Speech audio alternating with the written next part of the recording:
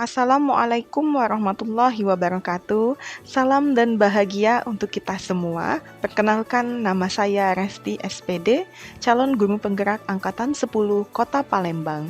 Kali ini saya akan memaparkan tugas tentang kesimpulan dan refleksi pemikiran Ki Hajar Dewantara.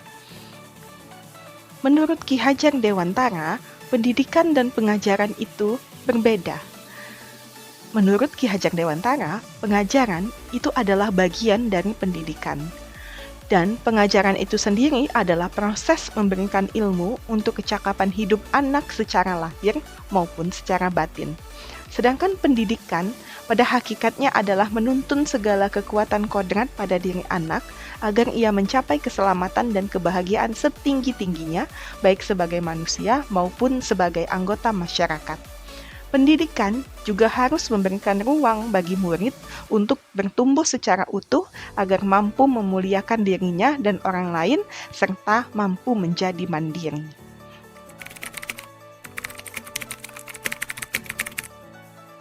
Sebelum mempelajari modul 1.1, pembelajaran yang saya lakukan selama di kelas, pertama hanya mentransfer materi pelajaran saja. Karena memang mata pelajaran yang saya ampu itu memuat banyak sekali materi dan saya merasa materi itu harus saya tuntaskan. Kemudian yang kedua, saya mengutamakan ketuntasan materi daripada memahami karakteristik peserta didik. Yang ketiga, saya menilai peserta didik dominan dari aspek kognitifnya saja. Selanjutnya, jika murid sudah mencapai nilai kriteria ketuntasan, maka saya menganggap pembelajaran saya sudah berhasil. Murid hanya sebagai objek pembelajaran sehingga murid di dalam kelas cenderung pasif dalam belajar. Karena murid hanya sebagai objek, maka dominan pembelajaran itu masih teacher center. Sebelum mempelajari modul 1.1, saya juga kurang memperhatikan apakah murid saya betul-betul sudah memahami pelajaran yang sudah saya berikan. Saya juga masih sering meminta murid menghafal materi pelajaran yang ada. Dan terakhir, saya merasa gagal saat lebih banyak presentase murid yang tidak tuntas setelah dilakukan evaluasi setelah pembelajaran.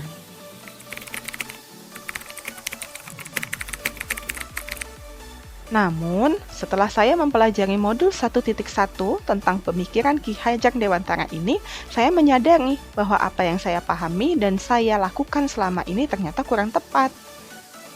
Setelah saya mempelajari modul 1.1, saya menyadari dan memahami bahwa saya harus melakukan pembelajaran di kelas secara lebih menyeluruh, mempertimbangkan semua aspek pembelajaran.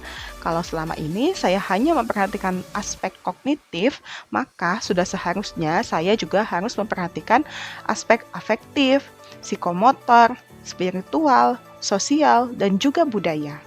Saya harus menjadikan murid sebagai subjek pembelajaran karena pembelajaran haruslah berpusat kepada murid sehingga murid bebas untuk berpendapat saat belajar dan bebas berkreasi saat berada di dalam kelas.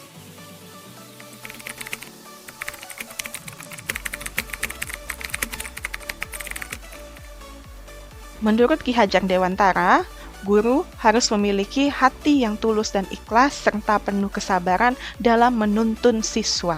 Saya juga harus belajar memahami dan mengenal karakteristik peserta didik saya, memberikan ruang bagi murid agar tumbuh sesuai dengan kodrat yang dimilikinya.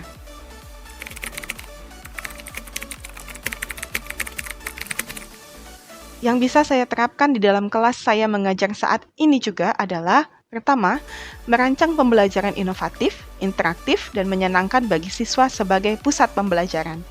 Kemudian, menerapkan keterampilan abad 21 seperti berkolaborasi, berpikir kritis, kreatif, dan juga komunikasi. Pembelajaran tidak lagi sekedar menuntut siswa agar nilainya bagus atau menuntut siswa agar tuntas dalam belajar, tapi pembelajaran harus lebih menuntun siswa. Terima kasih sudah menyaksikan video saya. Semoga bermanfaat untuk Bapak Ibu guru hebat semuanya. Saya tutup. Wassalamualaikum warahmatullahi wabarakatuh. Sampai ketemu di video-video selanjutnya.